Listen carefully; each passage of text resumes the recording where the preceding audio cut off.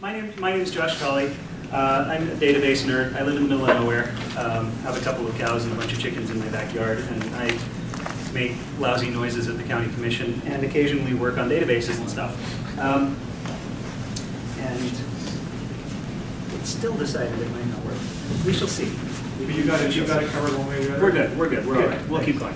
I originally called this talk Data Warehousing for Dummies. That sounds a little bit pretentious, and I don't like calling people dummies. So we're calling it Data Warehousing for Fairly Intelligent Beginners. Fair enough? So I'd like you to think, how many of you have taken a Databases 101 class? This has happened in your life. So you sat down with the professor, and good, there's a clock. You and me. You sat down with the professor and you talked about normal forms and you talked about what a primary key is, and this is where you nod your head so that I know somebody's still awake. Thank you. So you've heard about these things. You've heard about foreign keys. You've heard, the last talk I wasn't able, I just barely got here. We buried Grandpa this morning and he was so happy to go. So anyway, I haven't been to any other talks this morning, but it sounds like we were talking about transactions and some of, anyway, so you learned about those. You learned about what ACID means. And this was how every database must be organized, because this is the way that we, as the gurus of the computer science department at Podunk University, are here to teach you that that's how databases work, right? You've been through this? Okay. So you know that a table is kind of like a spreadsheet, and because that's what I always say in the textbooks, it's like a spreadsheet. It has columns and it has rows, and every entry in a column is of a certain data type, and it means something, and these tables relate to each other in different ways. So you get a job, and you're writing a web app that fronts something or other where people sell shoelaces, and you have a whole product line, and a table that lists all these sorts of shoelaces, and the table that lists all of your customers and their addresses, and you have these tables, and they relate together, and you have foreign keys between them, and this is all familiar. Well, we're gonna change a lot of these rules. So you've been in your first database class, and they taught you about these things. They taught you that surrogate keys are evil, and then you started working in a Ruby shop or a Python shop or something, and everything was surrogate keys anyway, and you just forgot that you said that, right? Okay. These rules actually do make sense in practice. You can implement them, and they really will work, even if you're in a Ruby shop. They don't make sense for everything. Other kinds of databases, I say here. So there's some question. There are other kinds of databases. 10 years ago, this was sort of a surprise to people. And then all of a sudden there was this thing that we eventually called NoSQL. And everybody, or NoSQL, or whatever you want to call it. Everybody thought this was wonderful. This was the wave of the future, because MongoDB will save me. If it breaks, I can just put in another server. And I don't mean to pick on Mongo specifically, or any of them, because working with an actual real relational database, MySQL, or even one that actually works, is hard. I'm a Postgres guy. There are good reasons for that. But there are lots and lots and lots of different kinds of databases. And we started, the world at large came off of their MySQL high and started to learn this with the advent of things like Cassandra a couple of years ago. In general, we categorize these different types of databases by a few different things. The type of data that they hold. That sounds obvious, but it really can be surprising what you can do with a software system called a database. How those data relate to each other. I am a bit of a language purist. I say that, and then all of a sudden, the giant iceberg shake I had on the way here is going to kick in, and I won't be able to say anything. In practice and in my best form, I am a bit of a language purist. Therefore, data is properly a plural word, and I will be saying those data no matter how much it ticks some of you off. Fair enough? Thank you. Shoot me later. Databases can be categorized on whether transactions are useful to you or not. You're familiar with transactions? Transactions are cool, by the way, whether MySQL thinks so or not. If the data are modified or if they're read-only. How the data are queried, and I didn't include on here how long you hang on to this data anyway. All of these things categorize different sorts of databases. And databases can mix and match different elements within these categories to come up with exciting new things. So let's talk about some of these database types. Are you familiar with the acronym OLTP? Okay, OLTP is what they taught you about in your class on normal forms. It stands for online transaction processing, and it's what you, see, I told you, it's going to kick in. It's what you use when you have a web application that you're selling your shoelaces and you want the website to interact nicely with this database. So typically you'll query 1 or 2 records at a time. You just want all of the data on this particular line of shoelaces or on this particular customer, or on occasion, like at the end of every month, you might query every order that went in from East Podunk, Nebraska during this month, right? Excuse me. Data are frequently modified. You add new product lines or new customers or new orders. You delete things, you change things a lot. That happens in this type of database. We have document storage databases. This is one of the things that we commonly call NoSQL or NoSQL. Does anybody have a favorite pronunciation? Here's the thing. I live, as I said, on the outskirts of Kanosh. Kanosh is a town of 500. If this is Utah, they put Fillmore is right here. It's the geographic center, essentially, of the state because it was right in the middle of things, and so they made it the state capital until they realized that you kind of want the state capital where the people are, and they moved it north to Salt Lake. So Fillmore got left behind. Kanosh is on the outskirts, and I am on the outskirts of Kanosh. When I talk to people, I talk to them about cows and what happened to the irrigation water this week. So I don't know how to pronounce some of these things. So NoSQL, we heard of NoSQL? Good enough? Okay. I do get on these tangents. Again, shoot me later. NoSQL databases are often what we call document stores, which is to say, you put in some semi-structured document, like XML, or if you're cool, JSON or YAML or something. You dump that into this file store, this document store, and you can then query it based on properties of that document. There is not necessarily a defined relationship between these documents. They don't all necessarily have the same fields or the same characteristics. You can kind of dump them in and then get them out again. Are you familiar with a BLAST database? Anybody in genomics, biology, that kind of thing? BLAST databases are kind of neat. They are entirely designed to hold sequences, which becomes useful in the biology world if you happen to be dealing with DNA sequences or how proteins are put together, that sort of thing. I nearly dumped this all down my front, which would have been fun. Good thing I have an extra t-shirt. This stands for Basic Local Alignment Search Tool. And you use it for searching sequences. So I can say, well, I've just sequenced so-and-so, and we have, A, G, C, T, anyway, A, G, T, C, all of these, this sequence. That's 7th grade biology, right? We have this sequence, and I want to see where this sequence shows up in all of these other sequences that I've got on record. Anyway, so that's what BLAST is used for. And it's heavy on the sequence similarity stuff. So this sequence that I found in my database looks kind of like what you just sequenced out of Mr. Frederickson. KeyValue databases. So these are awfully common. Stuff like memcache we use all the time, again, for web applications. You have some sort of, we call it in the relational world, the primary key, some sort of object identifier, and the object that's associated with it. And all you ever do is put in objects with identifiers and pull them out again. That's a KeyValue database. This was a really cool thing a couple of years ago when stuff like memcache started to be cool and something that everybody used because all of a sudden websites weren't slow again. But it's actually been around for ages. Are you familiar with MUMPS? Anybody ever used a MUMPS database? Okay, MUMPS is a wacky, wacky beast. Since I already warned you I go off on tangents, and because this will be helpful to teach your children one day, MUMPS was kind of, back when everybody was using Corba and object brokers and that kind of thing, the world that Microsoft tried so hard to hang on to until suddenly somebody realized that SOAP sucked and we use REST instead. Familiar with you? Lived through this? MUMPS was kind of the database world at that time. The one place that I know of that this is still used, which please don't interpret that as I know everything and I only know of it being in one place. My own limited and provincial exposure to the data world has run me into MUMPS in only one place. And that is the Veterans Administration open sourced their health system a couple of years ago. At the time I was working for a health software company that has surprisingly managed to remain in business all these years.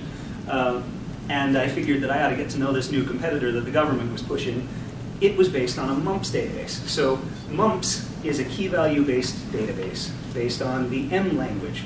And you thought things like lol code and the white space programming languages were crazy. M is worse. So like a caret or an angle bracket, those are commands in M. And it's worse than Perl. And the use strict t-shirt guy, I love the shirt. Yes, thank you. I love that. No, it's worse than Perl. I like Perl, but Perl. Anyway, M is awful. So I wanted to install this thing. It's called Vista, which stands for Veteran something. And it was about 15 pages of type these character sequences that have no obvious meaning. And then you'll get this back. And then type these character sequences, and you'll get this back again. And about page 5, I started to get different answers than the textbook. And that was a problem, because I had no clue what I was doing. So I concluded that these were not a major competitor, and that I could ignore the Vista health system. That's mumps. Wasn't that the language that the government's healthcare website was written in? Yeah. Yeah. So the fact that this is a government system, just keep that in mind. You've worked in government systems, involved in like federal IT before. That's an experience. I think my security clearance may still be valid, but we hope never to go back to that world. Okay, tangents. This is a mumps database. We are going eventually, if I ever manage to get off the tangents and get there, we are going to talk about OLAP databases. This stands for Online Analytical Processing, and this is another term for what we often call big data or a data warehouse. Okay? Often the deal here is we have years and years and years and terabytes of data. We only ever read it, or every day or night or month or something, add a bunch of stuff to it. But we aren't really going and editing records. Transactions don't matter a whole lot in that I don't have to worry that the version of the row that I'm seeing in the database right now is the most up-to-date one, or is one that hasn't quite been committed yet, because I'm not committing a lot of stuff to this database, right? And here's the bulk of, again, if I ever get past the tangents, the bulk of this talk is supposed to be about how to design the schema for one of these so that they actually work. If you get to terabytes and terabytes of data, there start to be special things that you have to do if you anticipate querying all those data effectively. And that's, again, what I hope to get to. That's an OLAP database. This is not to be confused with an OLAP database, which I included because I just love this picture. I was going to end the talk with somebody saying, yeah, why? All right, let's talk about these schemas. Is my shoe as untied as it feels? No. Okay, first of all, we've got to talk a lot of terms. This will be a pile of vocabulary, which, if I get through it in some coherent order, will be important but also boring. So, fairly warned. In my database, I have what are called dimensions and measures. A dimension is what separates one record from another. So, for instance, if I have a data warehouse that talks about my shoelace, my ability to sell shoelaces to all these people, dimensions are what distinguishes one shoelace customer from somebody else. Okay, so that might be actually individually me versus you who also bought shoelaces. That might be that I'm male and this other customer is female. I live in Utah, another customer lives in Virginia. Different age groups, the sorts of things that will separate. My database has a whole bunch of instances of somebody bought shoelaces. And the things that separate the instance where I bought the shoelace, the product line that I bought it from, again, my age group or where I live, those demographic sorts of things, whether I bought it at a retail outlet or online, whether I like yellow, really long shoelaces for boots, or really short ones that you can never tie together anyway. Those are dimensions. Measures are the numeric values that come out of all of this. How many shoelaces I bought, the total price that I paid for these shoelaces. Prices and total items moved are really common in this sort of world because the canonical example of a data warehouse is sales of stuff. But this does apply elsewhere. So I said I worked in healthcare software for a time, and sort of indirectly do now. So one of the things I'm working with now is a group that they're a public health software. Anyway, it is a public health software package. So back in 1997, I believe. No, you know what? I think I'm a decade off. I think it was 2007. In any case, sometime in Utah, a whole bunch of little kids started getting cryptosporidium. That's what you get when your kids aren't wearing swim diapers. You make whatever connections you want. This was a big deal. All kinds of kids were getting all kinds of sick. And the Utah Public Health Department is responsible for tracking stuff like that. So when there are major public health issues, they try to figure out about it. They try to make the announcement, hey, there's a public health issue, please put your diaper on when you're in the swimming pool. And they got kind of caught off guard, at least as I understand the story, being involved post hoc. And so they bought this new software that was going to help them track all of these things. And as part of this software, they have a data warehouse.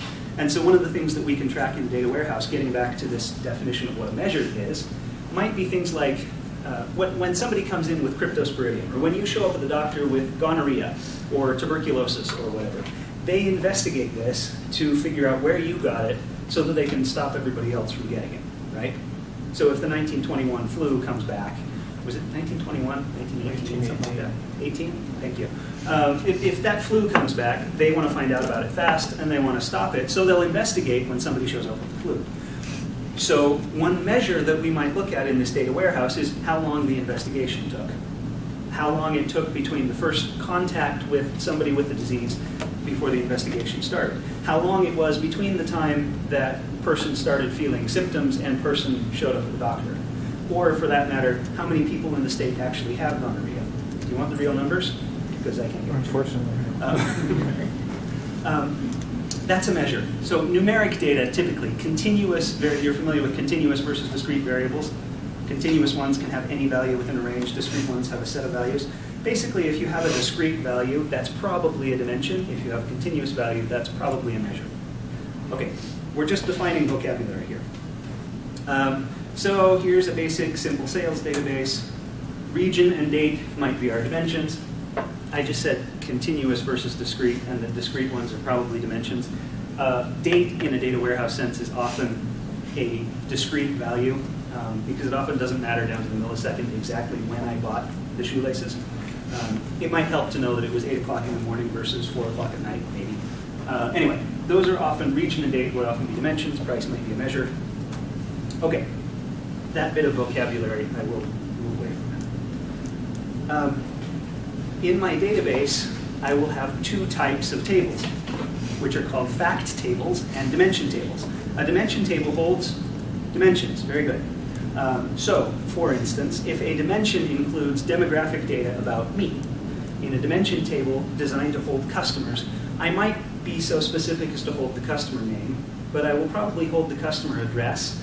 I will probably hold a lot of other sort of increasingly granular representations of my location. So I would have maybe my street address, latitude, longitude, something. I might have my county or my state, or for a multinational business, I might have my country.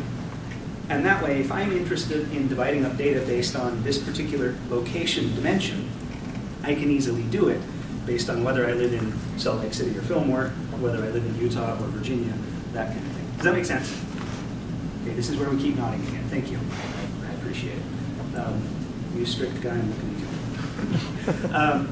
Dimension tables are generally relatively small, which is to say that I may have a whole bunch of customers in my list, but I'm probably going to have a whole lot more instances of somebody actually buying shoelaces.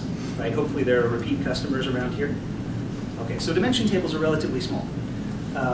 And as I said, discrete values. Fact tables contain one entry for every instance of selling shoelaces, say.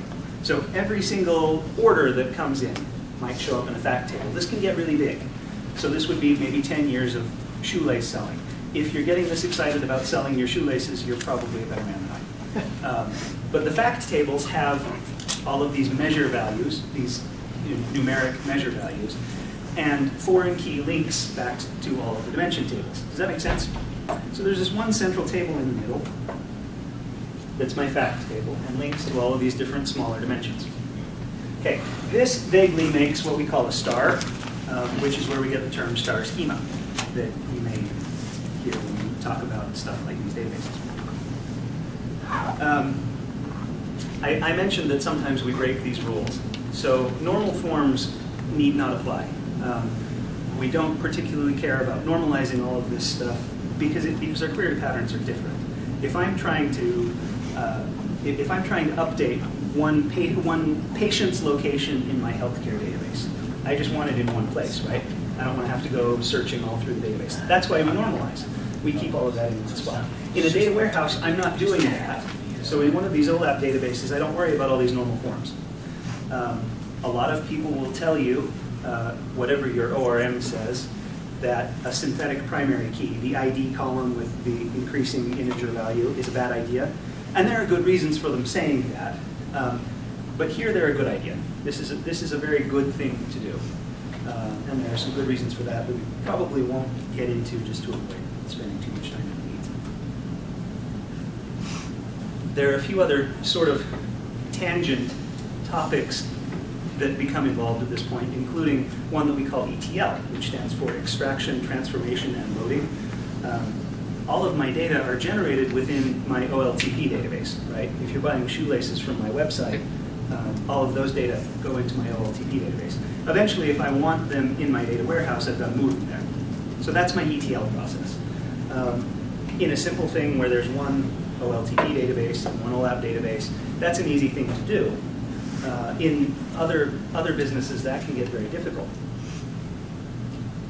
Like, for instance, if I have to pull data from the HR database, and I have to pull data from the customer database, and I'm this giant organization that has silos of data all over, data in different formats, data that I have to download from some FTP site in a CSV file. ETL can get very intense. It can also get intense because what if my address changes? I show up in the shoelace database because I bought something, and so I am an entry in one of the dimension tables. And all of the shoelaces that I've been buying for the past 10 years are linked to my dimension. And I bought them when I lived in Fillmore. I suddenly moved to St. George because I was possessed by some amoebic brain virus, and I keep buying shoelaces.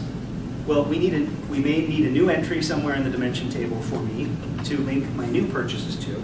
We can change my existing one and forget that for the last 10 years I was buying them from Fillmore. That may or may not be important. So those dimensions will change over time, and I have to keep track of those somehow. That gets complex. Also, if my front-end database, if, for instance, I populate my data warehouse every night, my front-end database will have a day's worth of changes in it, plus all of the other data that it's got in it. And I've got to sort out the difference between the data that I've already extracted into my data warehouse and don't need to touch again, and the other data that was changed today that I do need to touch today. That can be difficult as well. Okay, let's talk about designing one of these. Here's the thing. In any given IT project, you kind of start at the beginning and somebody says, hey, this would be a great idea. And so you think, well, I can do that, and you write some software, or you build a server, or you create an application, or whatever. You put something together, and you start to use it for a while, and everybody says, hey, this is great. Could it also do X? And so you add something else to X. And eventually, you find that you've got really kind of a monstrosity. It doesn't work very well. Links here to the federal government should not be mentioned because we're nice people. You have all kinds of stuff. And eventually somebody thinks, you know what, I want to refactor this whole thing.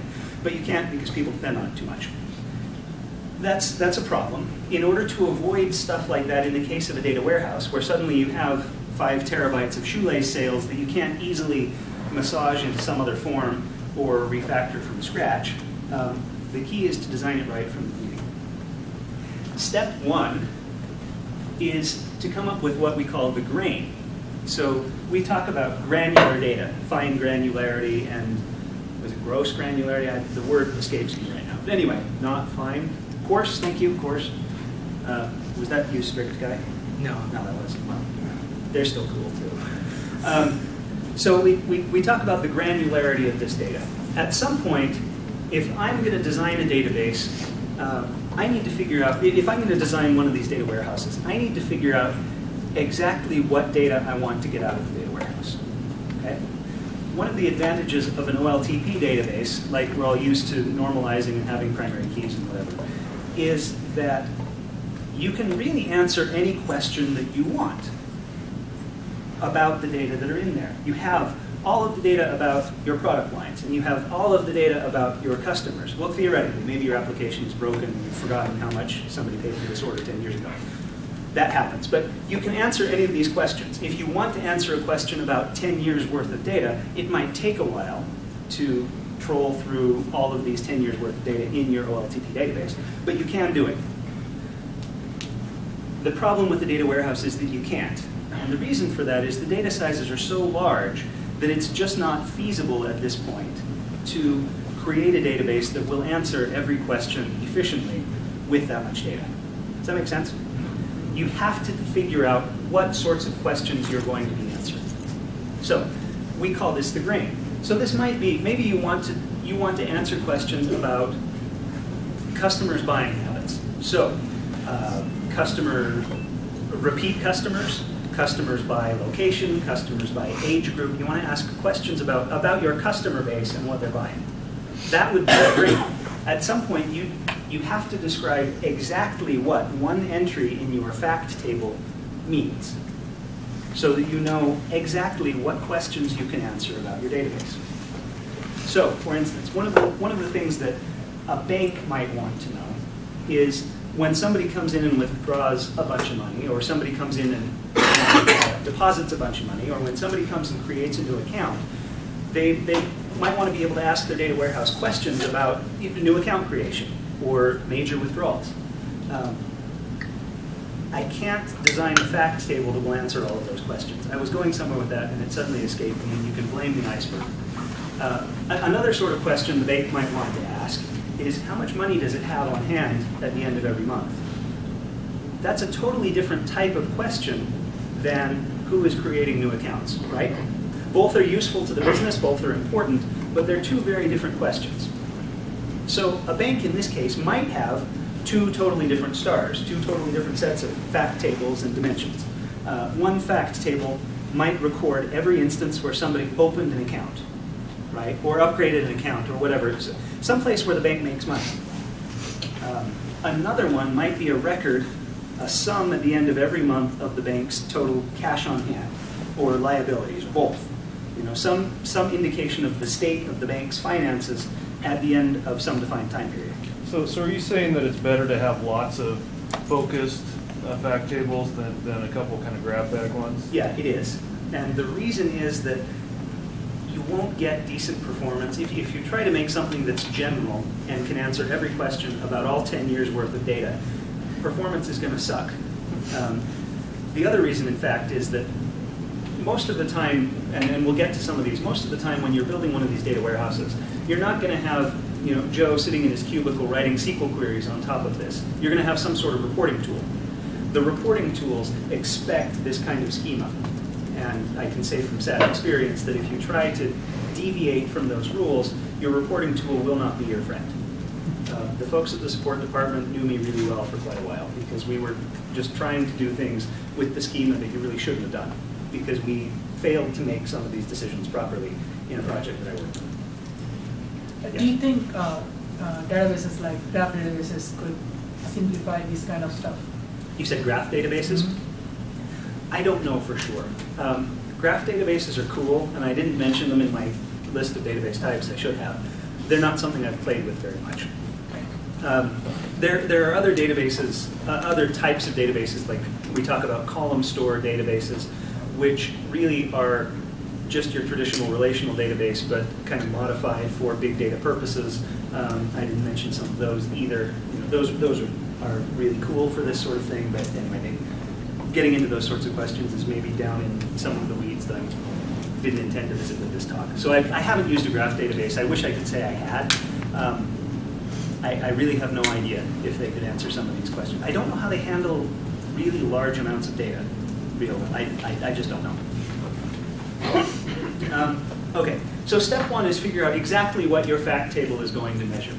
And if the sorts of questions that you're really interested in are not something that this particular grain you've come up with can answer, excuse me, maybe you need to make yourself another fact table or a different fact table. But I'm hammering on this, but there really is a good reason. This is absolutely critical to getting this right. You have to have this defined, or all of a sudden you'll run into lots of problems because people will be trying to put all sorts of weird data in your database and it won't make sense anymore. I was just going to add, so when someone comes and says, can you add this feature, you add a fact table or whatever to kind of fit the model of what this person is asking, right? This new feature. You may have to do that. And so when that happens, though, the presumption is it's not going to go back in time, right? It's going to begin at a point in time, is that right? That is going to have to depend on what you've got in the way of past data. I mean, at some point it may no longer be feasible to store 10 years worth of shoelace sales, and so you may not have historical data that you can import. In a lot of cases, you can import historical data. One of the things that you'll often do in a database like this is have aggregate tables, which is not the same thing as a fully separate fact table, but you'll have an aggregate table so that when I want to calculate, say, the sum of some measure over a huge period of time, I've got it pre-calculated in a table here, and I don't have to troll through this entire fact table. So, really it's a question of just how much old data you have on hand. And I mean, if you do have the data on hand, sure, great, import it. But it may no longer exist. So let's say you decided you need to answer a new kind of question, and so you create a new fact table. Does that fact table typically reuse existing dimensions, or it does. Is it okay? Yeah, it does. So the customer dimension, for instance, can often be the same. One of the things I mentioned that dates are often a dimension, and one of the things that you'll often have is a date dimension table. That might have a couple of columns, and one column will be an exact date. One column will be maybe just the month or just the month and year. I mentioned those as two separate columns because you might be interested in year-over-year patterns in January, as well as just the data that happened in January of a specific year. So you'll have several columns in your date dimension table, but that table can be associated with this fact table here, and this one here, and this one here. Yeah, so you wouldn't create a new dimension table unless you started measuring a new type of thing. Exactly. So yeah, it's perfectly valid to reuse these. We don't show those on diagrams only because suddenly you don't get a nice star anymore, and that becomes confusing. So this question has already been answered. It is common to have lots of different stars. Build your stars one at a time, and this gets hard as well. A company says, hey, we want to have a data warehouse because they're cool, because everybody has these data warehouses. So you say, okay, what questions are we going to answer? And they list this whole brainstormed list of this is the sort of thing we want our data warehouse to be able to tell us. And so you go through that whole list and you pick out common themes and you say, well, here is all of these questions can be answered with this particular grain or this one fact table. These ones can be answered by this one, and these ones can be answered by this one. It's a really good idea to just focus on one of those at once and get buy-in from the folks who intend to fund and use your data warehouse on doing this one at a time. Only because you tend to sort of step on toes if other people are working on these. It's hard to keep your grains distinct, and I keep saying this, but you need to know exactly what a fact table has in it and exactly what a row in the fact table represents. In something like an OLTP database, that's easy. You can say, this is my products table. This one row represents a product. This is the green with pink polka dots shoelaces that are 4 feet long and have extra thick little, I always forget what the little thing at the end is. Anyway, so, I'm sorry? Eyelid. Anyway, that thing. It's critical to get that down. So anyway, that's one line. And that's what that line in my product table represents. One line in my customer table represents, is somebody barbecuing? Does it smell like barbecue? Or there's food available in the atrium at 5, so maybe that's what it is. Okay. Well, I'll just speed up. So you have to end at 5 then. Yeah. So anyway, that's what one line in the product table represents. One line in the customer table represents a specific person, and we know that, and there's really no question. When we start to munge the data through an ETL process, it's sometimes hard to tell exactly what one line of data means, right? You have to keep that in mind, or suddenly your numbers don't make sense anymore. Okay, let's do some examples. We'll kind of do this fast. We've talked about retail already with the shoelace example. So here's an interesting example of different grades. If I'm selling shoelaces, and if my business model is set up such that you can buy a package of different shoelaces at once, you can mix and match, and all these shoelaces go in my order. There are two things that I might be interested in there. One is, I might want to know who is interested in the black shoelaces that are only this long.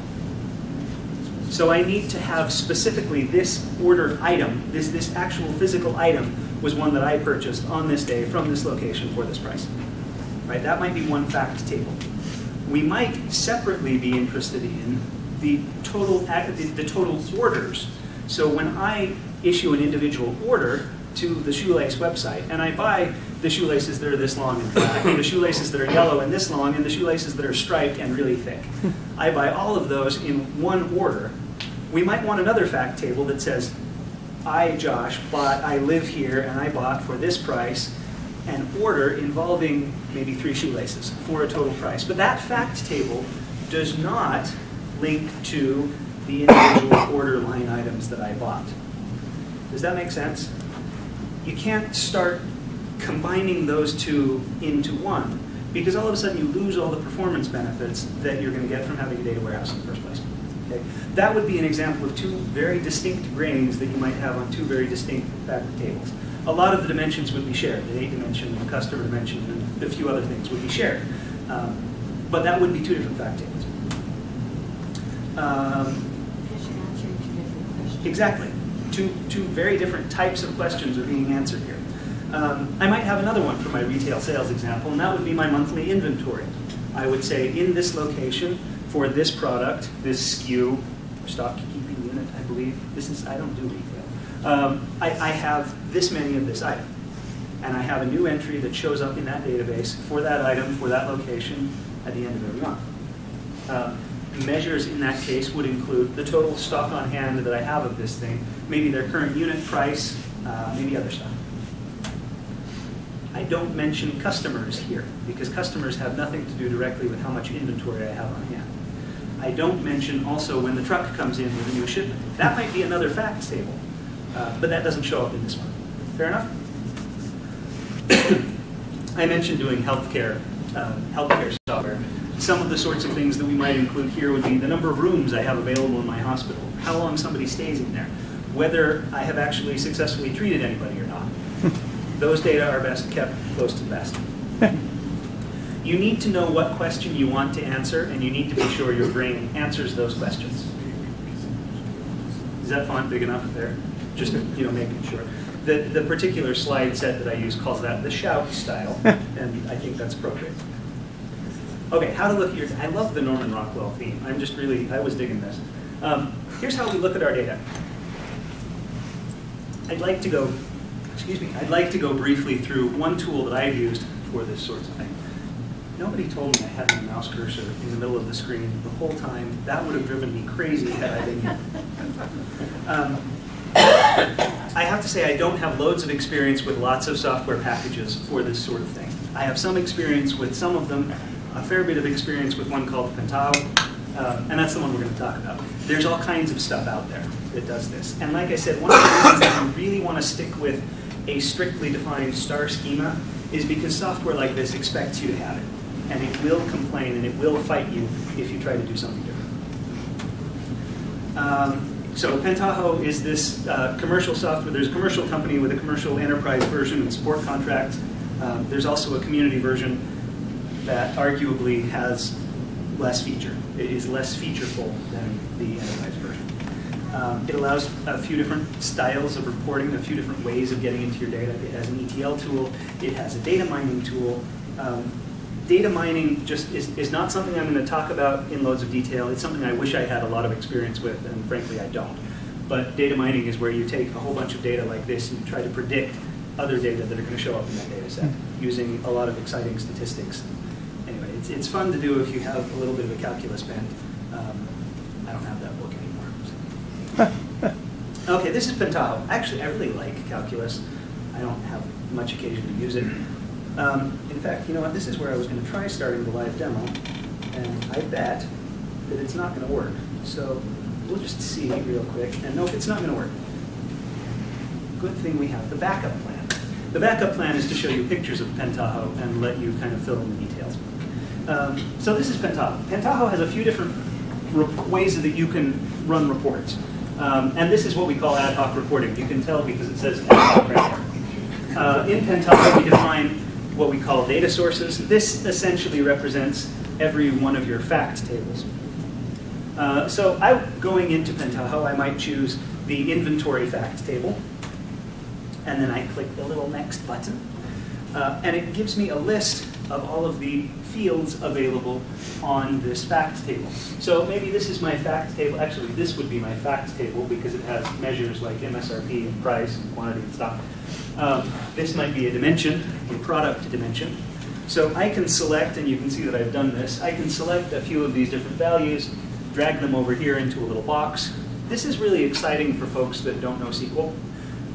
Or folks that have to deal with some of the databases that you and I both have had to deal with that are just crazy, scary, and designed by monkeys.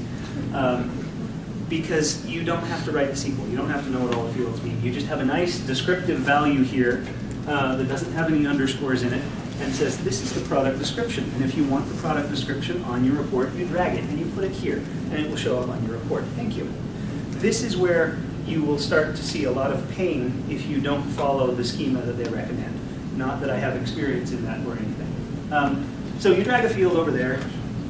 You can filter based on that field. You can do sort values, and you can do some of the formatting, and you can do like aggregate functions on some of these fields.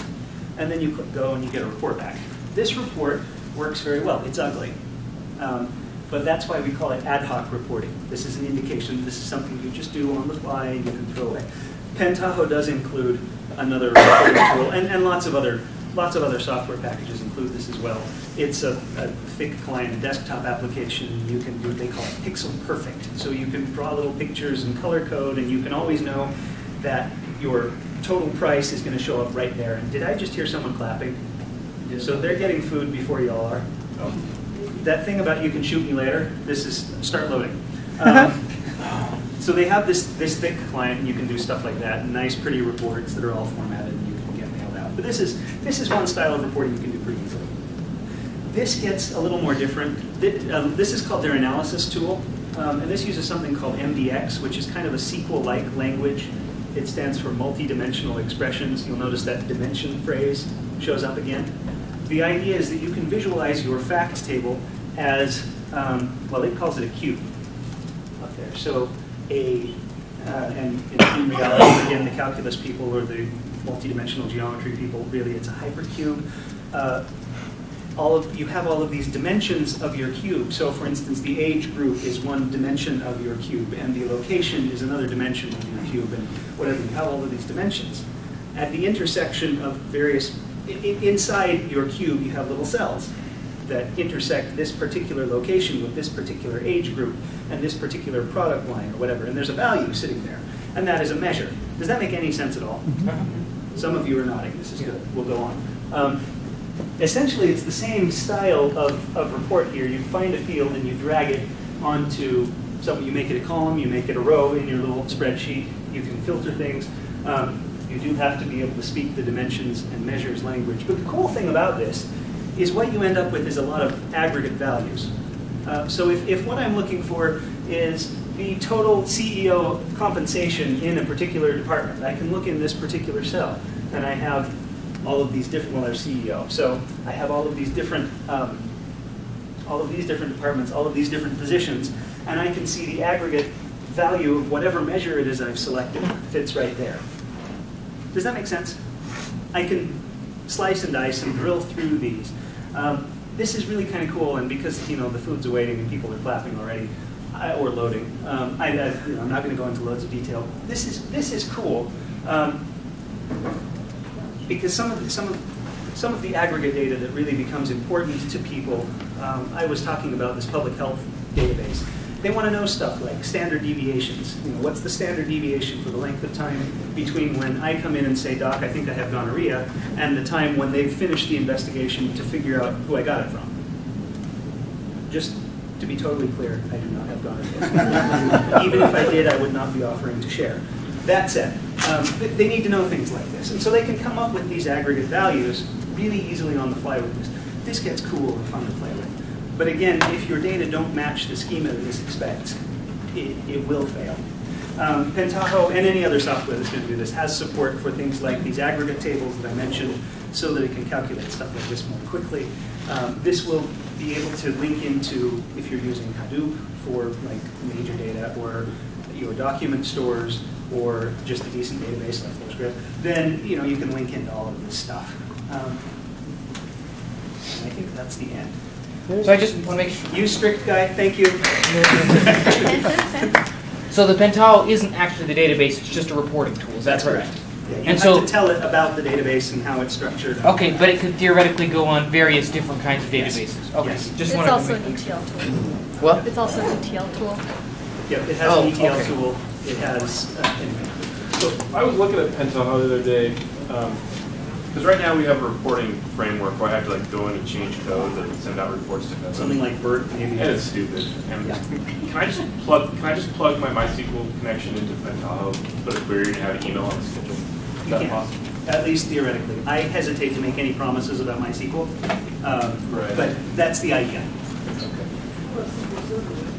Well, I hesitate to make any Yes, promises it about does. Microsoft in general, but yes. It Pentaho does. is a Java application, so if it has a JDBC driver that works decently, it should be able to function.